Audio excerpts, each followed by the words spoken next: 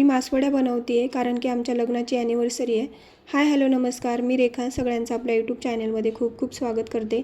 तर मासवड्यांच्या सारणासाठी इथे खोबरं, तीळ, लसूण आणि कांदा हे सगळं भाजून घेतलं आहे आणि खोबरं किसून घेतलं आहे. आता हे सगळं मीडियम वाटून घ्यायचं आहे मिक्सरमध्ये, जास्त बारीक करायचं नाही. खरं तर हा व्हिडिओ टाकायला मला खूप उशीर झाला आहे कारण की मी हे 25 तारखेला शूट करून ठेवलं आहे, कारण मला वेळच भेटला नाही आणि त्या दिवशीच आमच्या लग्नाची ॲनिव्हर्सरी होती. म्हणून म्हटलं घरीच आपलं काहीतरी मस्तपैकी बेत करावा.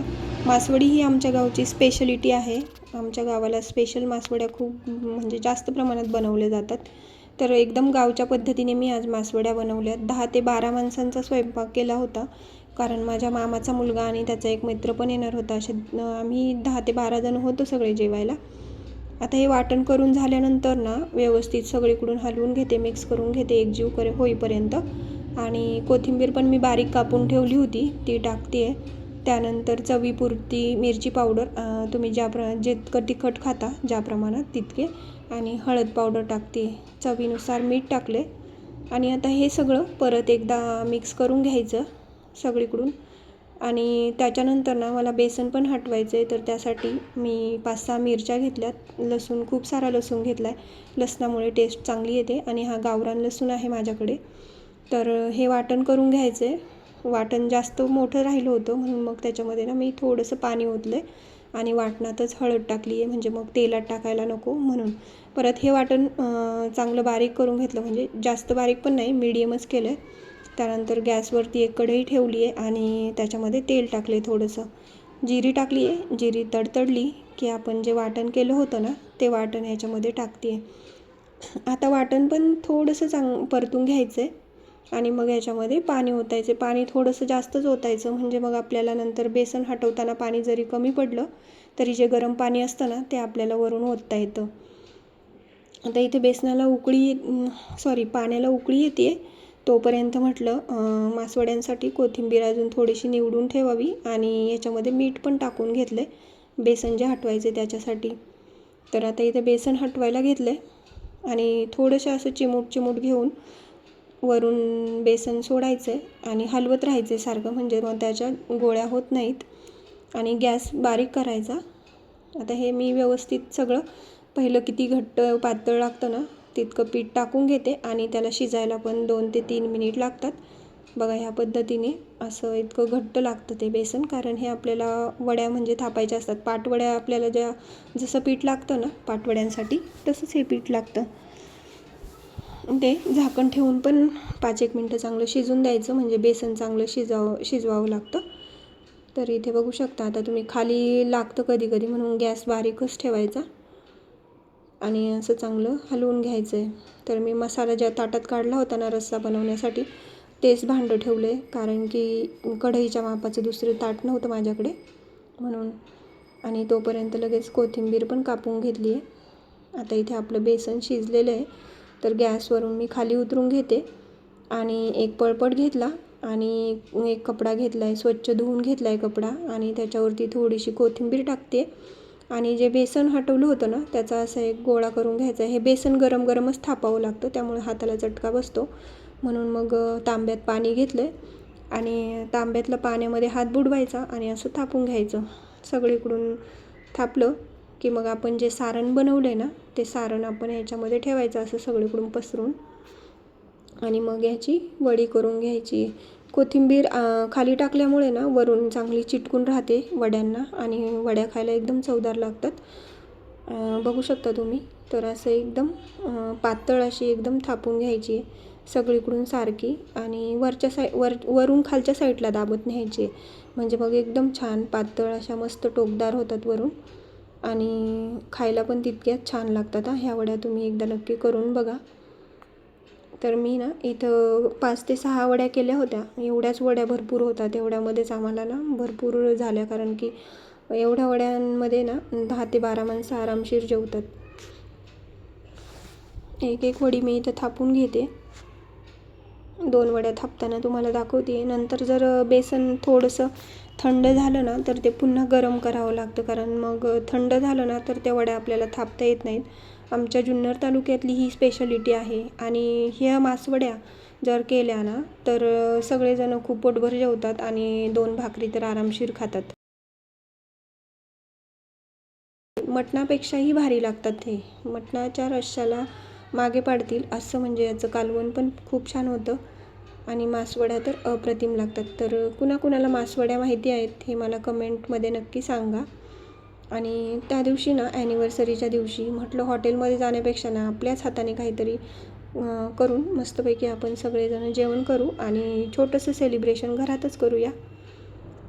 इथे बघू शकता अजून एक वडी मी थापून दाखवते तुम्हाला. थोडंसं पाणी आतमध्ये खाली रुमालाला लावून घ्यायचं आणि त्याच्यावर थोडीशी कोथिंबीर टाकायची आणि जे आपण पीठ घेतलेलं आहे ना तर ते असं सगळीकडून पसरून द्यायचं आणि त्याच्यावरती जे सारण आपण बनवलेलं आहे ना ते पसरून द्यायचं. आणि विशेष म्हणजे आता हिवाळा पण चालू आहे आणि आपल्याला तीळ खाणे पण गरजेचं असतं, म्हणून म्हटलं आज ह्या मासवड्या आपण करूनच बघूया.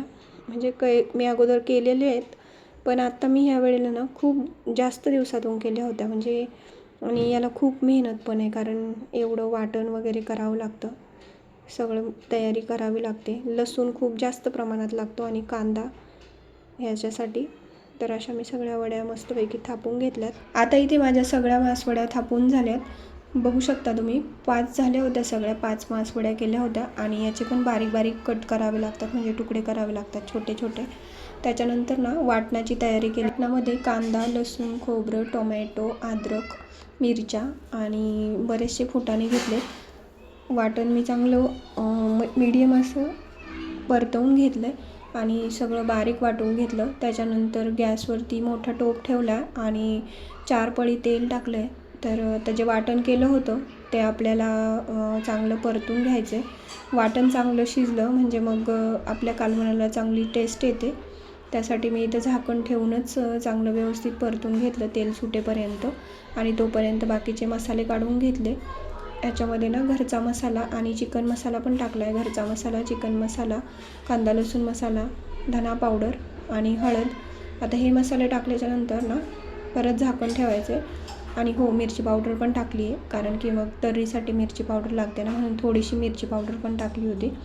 तर मी गरम पाणी करायला ठेवलं होतं, गरम पाणीच ओतलं आहे रश्श्यासाठी.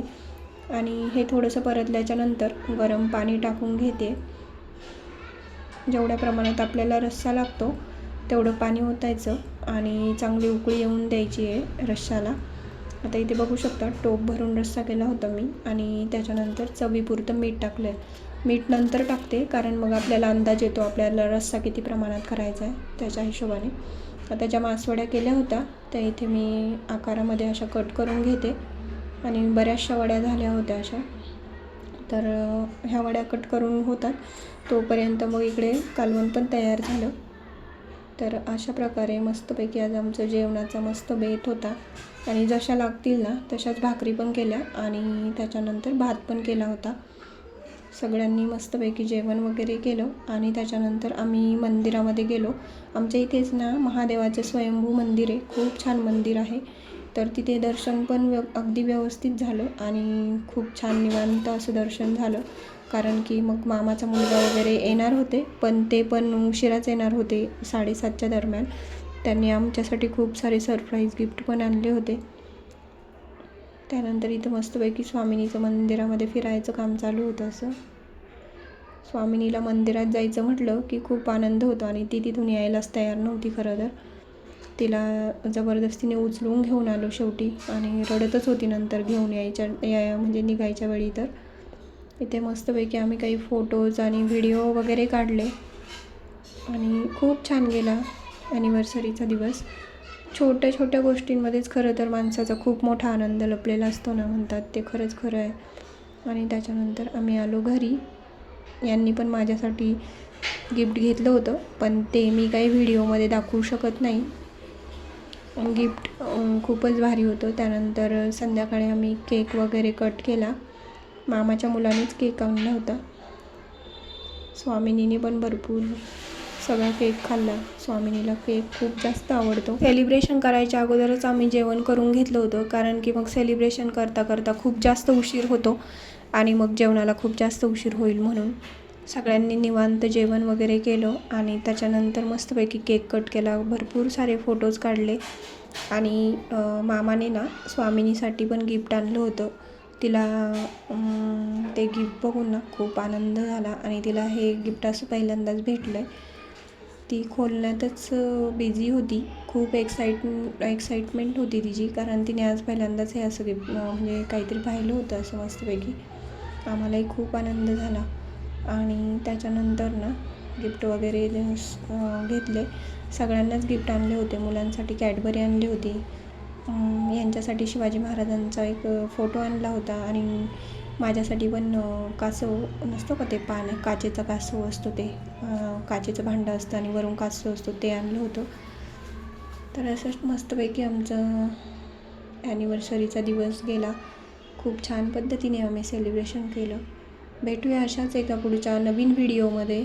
सगळ्यांना श्री स्वामी समर्थ.